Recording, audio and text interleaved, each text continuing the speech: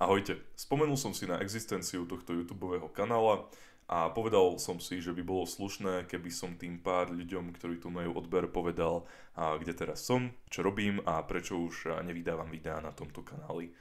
V súčasnosti som študentom vysokej školy, stále študujem filozofiu a ekonómiu, nerozmyslel som si to.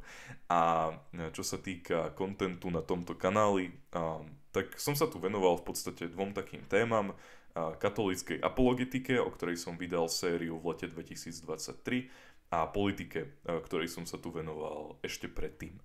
A čo sa týka týchto dvoch tém, tak nejde o to, že by som na tieto témy nejako rezignoval, stále ma bavia, stále ich považujem za dôležité, ale ide o to, že som pre ne už našiel lepšie platformy. Čo sa týka tej katolíckej apologetiky, tak som začal publikovať krátke videjká na Instagrame a TikToku, kde ma viete nájsť pod môjim menom.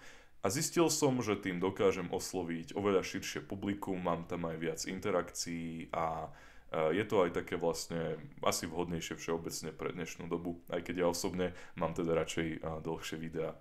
A čo sa týka tej politiky, tak som veľmi vďačný ľuďom z konzervatívneho denníka Postoj za to, že mi umožnili mať vlastnú reláciu na Postoj TV, kde každé 2 týždne vlastne na ich YouTube kanáli Postoj TV vyjde epizóda Zoomu Michala Lukáča, čo je tá moja relácia, ktorej sa vždycky snažím zobrať niečo, čo je v súčasnosti trendy na internete a pozrieť sa na to z takého možno trošku hlbšieho, filozoficko-kultúrneho uhla pohľadu. Takže ak vás to zaujíma, tak ma môžete sledovať na tom TikToku a Instagrame pod mojim menom, na YouTube na kanáli Postoj TV a v neposlednom rade vám ďakujem za to, že ste odberali tento kanál, odoberali tento kanál.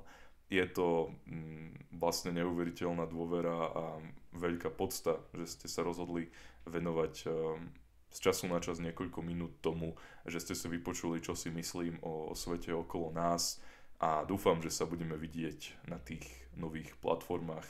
Boh vám žehnaj.